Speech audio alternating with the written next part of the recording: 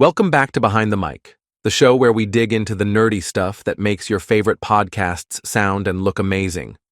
I'm Alex. I'm Jamie, your friendly neighborhood signal nerd. And I'm Taylor, just here to make jokes and occasionally pretend I know how a compressor works. Today's topic is something that sounds like sci-fi, but it's very real and very here.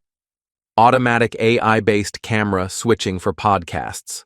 You know, robots deciding which host's face to show and when. Basically, HAL 9000 is now your podcast director, but with better manners. And without trying to murder you. That's a plus. Always a plus. So let's break it down.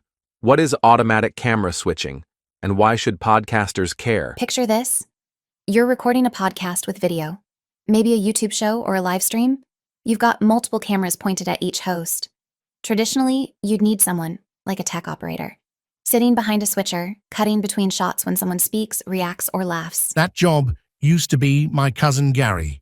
Shout out to Gary.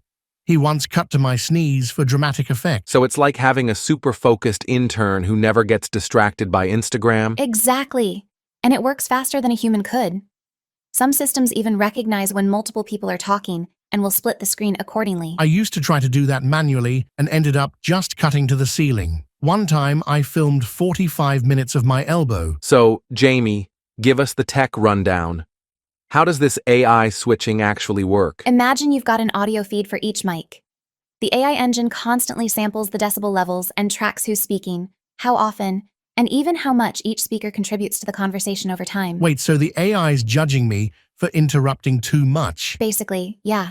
It's tracking dialogue dynamics, like if it's a back and forth or if someone's dominating. Then it decides if the shot should stay on one speaker, switch to the other, or split screen. And this happens in milliseconds? Milliseconds. It's a logic engine running on thresholds. How loud, how long, how many people, and it adapts. Some systems even learn your podcast's style over time. Mine would learn that I laugh too loudly and cry at commercials. Honestly, I'm impressed it can do all that. This tech has really grown up. We're not just talking voice activation anymore. We're talking full-on smart production assistants. Let's talk about the fun stuff, though. What goes wrong? Oh, there are plenty. Early versions would switch cameras every time someone cleared their throat. You'd end up with a podcast that looks like it was edited during an earthquake. I tried one system that switched to me every time I sipped coffee. So now they're better? Much better. Advanced setups use AI dialogue detection, not just volume. They know the context of speaking. Are people overlapping? Is someone reacting? Are we in a true back and forth or just a monologue? That's actually kind of beautiful. Like, the AI is listening to your soul, not just your mouth. Deep. Some systems even let you tune the sensitivity. Want it to cut fast, like a snappy news show? Or slow, like a relaxed podcast vibe?